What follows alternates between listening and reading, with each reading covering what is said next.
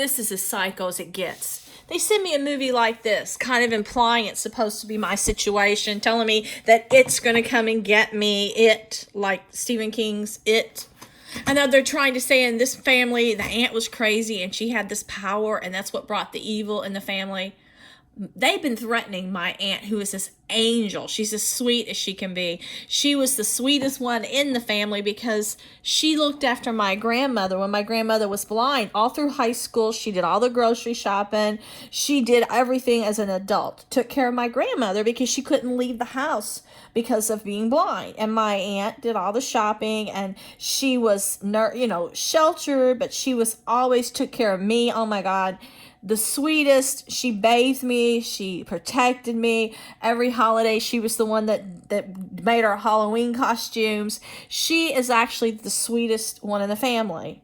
And they're trying to say that she has some power. They're trying to say, I have this power.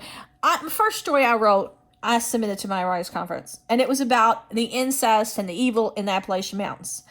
My grandmother, Curdy, the blind one, she was a gifted albino, very psychic, very sweet.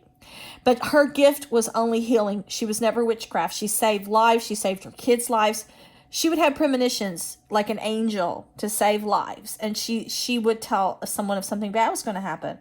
And she was the gifted one, but my great grandma was crazy, and her husband, my grandma thought was a pedophile, so she couldn't have little girls come over because she was afraid that he would try to do something to them. That's how horrible my grandma had it. My grandmother was 6 years old, and she was taught to sew and make all the clothes for her brothers and sisters.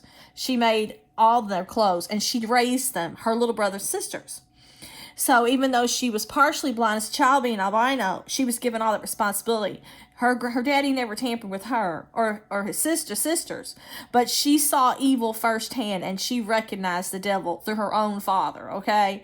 So this group just comes along, and they know that I have a heritage in Cherokee. My great-great-grandmother on both sides Cherokee, and they know that I'm from Appalachia. Well, I'm proud of my roots because there's some angels in my family, and don't you dare try to scare me threatening my family, because you son of a bitches can't make me worship your devil. You're the devils. All you high-ups that try to get me in your Illuminati circle are the devil. And you will never weaken someone like me. I have backbone through God, and I have backbone through those angels in my family that love me so much and nurture me. And my mom is one. And don't you tell me you took my mom and there was some demon. If the demon paid me a visit, it's because I have a curious mind. I was the one in the family with imagination. I was the only morbid one. My parents were not married when they had me. My mom was a virgin when she met my dad. She was 16. And as soon as she found out that she was pregnant, he married my mom. But he didn't really want to get married because he was still young. He was stationed in Vietnam. But my mom was an angel too, and she was very sweet. And he was the only man she ever loved, ever.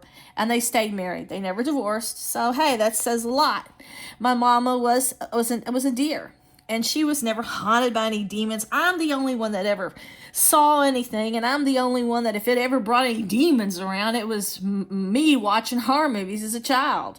And all this bullshit this Illuminati group does is what's destroying the world. They make these guesses about people. They're the evil psychos that kill people and eat babies and rape children and destroy their innocence.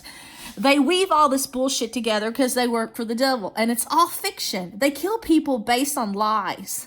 I was an innocent when I went to this conference, and now they're sending me another one where this young girl wants to get the inheritance of someone, so she goes after her stepmom, trying to make me think that my stepkids are trying to bump me off for money. It's all playing with my head to try to get me afraid. That's what the devil does. And he says, well, you'll never be free. This group thinks they had me in their web.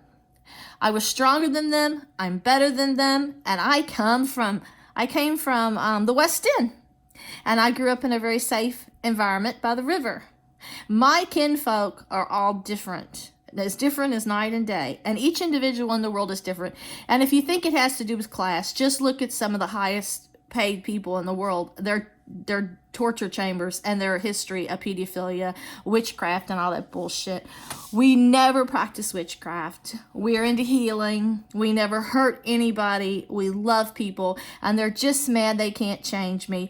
My parents were married when my brother came along, and he always thought that I was half baked, but he loves me dearly. He does loves me, but he's different, and he looks up to me, he says, and he admires me, but he was down to earth. He could never understand why I ever got into this.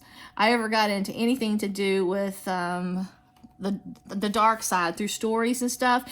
And he knows I've just been entertaining, but we're different. He says, I've got a creative mind. He said he wishes he did have, but he never was born with one. He never misses a day of work. He's been working his whole life since he was in 10th grade. He had full-time jobs, and he's a nose to the grindstone, good guy, and we are total opposites, like night and day. And I feel sorry for him being around a lot of crazy people, but you know, luckily he married a good Catholic girl, and she goes to church every Sunday. They do volunteer work in the community. They've both been doing volunteer work since they met each other, and they give everything they have. If I even give the kids a lot of presents like I used to, they would always donate part of them because they didn't want them. They want them to have what they needed, but they thought I would spoil them in a bad way because I just would splurge, and that's just the kind of person I am. And my kid would probably be ruined, of course, because I would give things. I'm a giver. I give materialism, and I give material things. I'm not real materialistic, but I was spoiled by my grandma when I was little because she never had any dolls. She said they couldn't afford them, so my Granny Lou, the one was albino, so her brothers used to get her doll pieces out of trash cans, and they pieced them together to try to make her dolls. But not only was she chased around and grew up around a bunch of rowdy people, she never had a childhood. She had to raise her own siblings. So for you to pick on people like us, you're just low-class dirt. And I just want to let the world know, status means nothing. Each family has their own rebel. Each family has their own person that they're kind of ashamed of, or has a prison record they try to hide. And this is why we have such a twisted world today. Nobody's perfect. But this group, by hell, thinks they're going to weaken me and break me and feed me to the devil. They're nuts. And that's why the world is being destroyed. And maybe God will show him their wrath. But lay off my family. What goes around comes around. I'm not scared of the devil or any of you.